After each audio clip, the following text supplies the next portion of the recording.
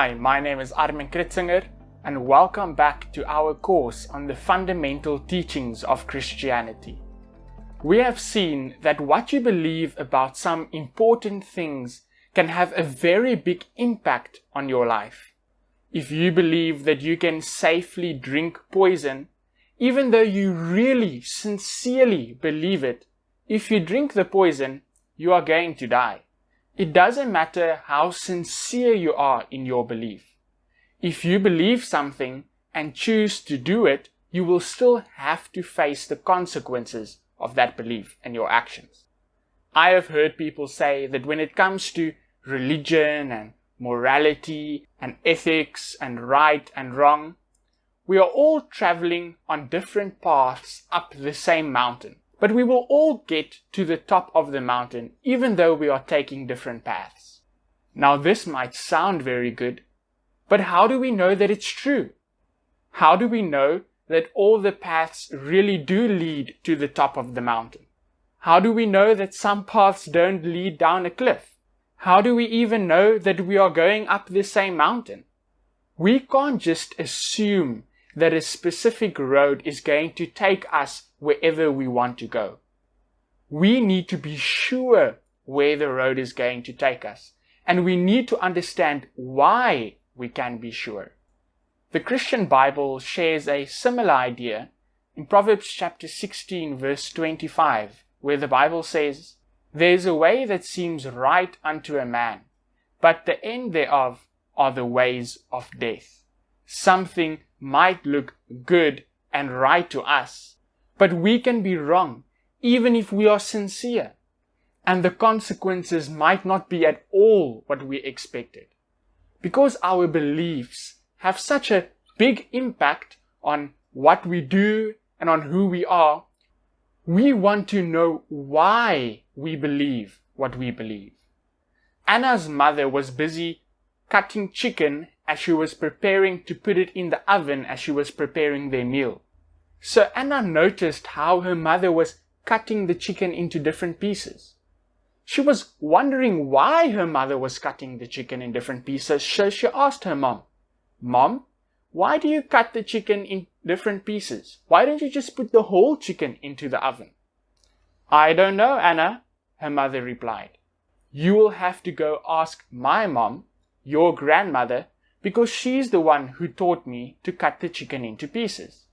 So off went Anna to her grandmother to ask her this important question. "Grandmother, why do we cut the chicken into pieces? Why don't we just put the whole chicken into the oven?" "Oh, I don't know," her grandmother said.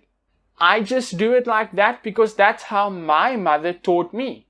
You will have to go ask my mother, your great-grandmother, because she taught me like that." So off went Anna to her great-grandmother to ask her this important question. "Great-grandmother, why do we cut the chicken into a couple of pieces? Why don't we just put the whole chicken into the oven?" "Oh, it's very simple, my dear," her great-grandmother said. "My oven is too small to fit the whole chicken, so I need to cut it into pieces first." So Anna's mother and grandmother were cutting the chicken into pieces when they did not need to do that at all, because their ovens were big enough to fit the whole chicken. They simply followed what someone else did. They simply followed a recipe without ever asking the question, why? We need to ask why. We need to know why we believe certain things and why we do certain things.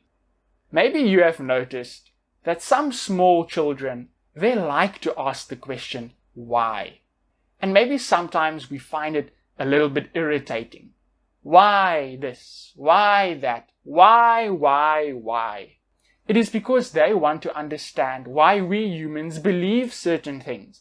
They want to understand why we do certain things. They want to understand why we say certain things. And it seems that sometimes as we grow older, lots of people, they just stop asking the question, why?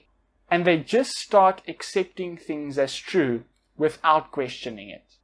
I saw a report online that said in the 19th century, there were lots of men in the UK who avoided eating salads. Why? It's because they believed that if you eat salad, it's going to be difficult for you to make a baby and start your own family. That is the reason why they avoided eating salads. Now, obviously, we need to find out whether that is actually true or not. If it is not true, then they were skipping salads for no good reason at all.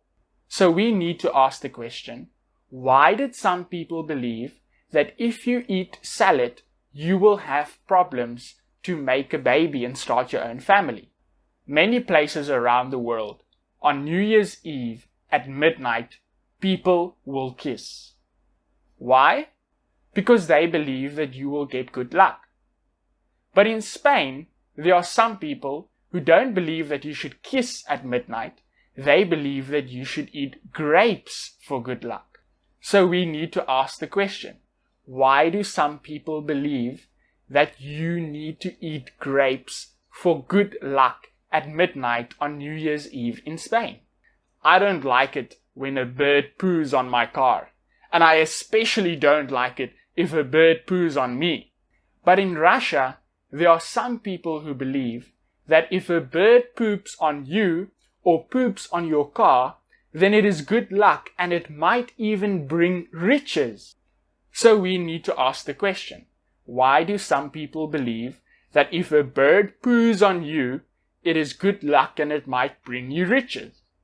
Now these might be small and simple examples, but there are other things that people believe that are more serious and more important.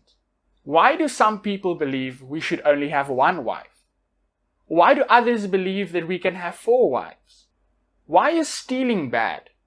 Why is killing bad? Why do some people believe in karma? Why do other people believe that there's life after death? Why do we believe what we believe? If there is a train coming and the train track splits into 2 and there's an old man standing on the northern train track and a young child standing on the southern train track, and there's nothing you can do to save both, the train is going to kill either one. Will you rather let the train take the northern track and kill the old person so you can save the younger person on the southern track?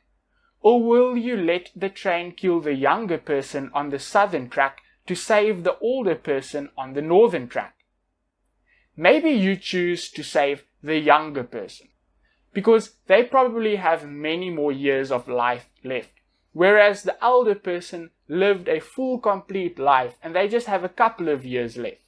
But what if that older person on the northern track was your mom? Would you still make the same choice? Or would you change your mind? Or perhaps you want to save the older person on the northern track rather than the younger person on the southern track out of respect for the elderly people. But what if that young person is your child? Now you might probably never be placed in a situation like this, but this illustrates something. In your mind, you make decisions, and some of those decisions are about very important things. Your decisions are largely based on what you believe. So then it is crucially important to know, why do you believe what you believe? Do you believe something just because other people believe it? Do you believe something just because it is part of culture? Do you believe something based on some experience that you had? Or do you perhaps believe something because you read it somewhere on the internet, so it must be true? I remember when I was young, I heard about the tooth fairy. And I thought, what an amazing way to make some money. Just knock out my teeth, put them next to my bed, and earn some money for my teeth. So one day I wiggled my loose tooth until it came out. That night I placed it next to my bed. In fact, I think I placed it inside some tissue paper and I put it inside my shoe and I placed it next to my bed. During the night, I woke up and I heard a sound at my bedroom door. There was a tall man coming into my room. I was so scared because I've heard of burglars breaking into people's homes during the night and killing them. And I thought to myself, this is it. I'm probably going to die tonight. Newspaper headlines tomorrow, 5-year-old kid murdered. But strangely enough, it didn't look like the man was going to harm me. I opened my eyes just a little. You know how you fake like your eyes is closed, but actually it's open just a little bit so you can still see outside, see what's going on? He came to my bed. He reached to my shoe and he took my tooth. When I looked him in the face, guess who it was? It was my dad. And that day I learned something very important. No, I didn't learn that actually secretly my dad is the tooth fairy. I learned that the tooth fairy does not exist. Now, I know, this might come as a shock and a surprise to many of you. But the tooth fairy is in fact not real. It is just a made-up story for kids. Some of you might be heartbroken to hear this truth. But there are probably many of you listening to this story who at some point in your childhood also heard about the tooth fairy and maybe even believed in the tooth fairy. And later you found out that it is just a scam. So after that day, I would just take my teeth straight to my dad and get my money. No more tooth fairy lies, please. And it was in fact more or less around the same time when we went during Christmas holiday to my aunt's house. Now maybe you have heard of Santa Claus.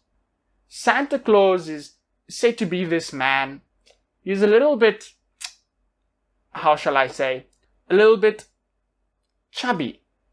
I mean, I think he has a BMI score that puts him outside the healthy weight range. And he stays somewhere in the North Pole, and then during Christmas time he takes gifts, toys to children through the chimney. I mean, I didn't even have a chimney in many of the homes that I stayed, but whatever. So that Christmas at my aunt's house, we were just relaxing in the living room when suddenly we all heard a knock at the door. My mom told me to go and open the door, which was already pretty strange because I was only 5 years old.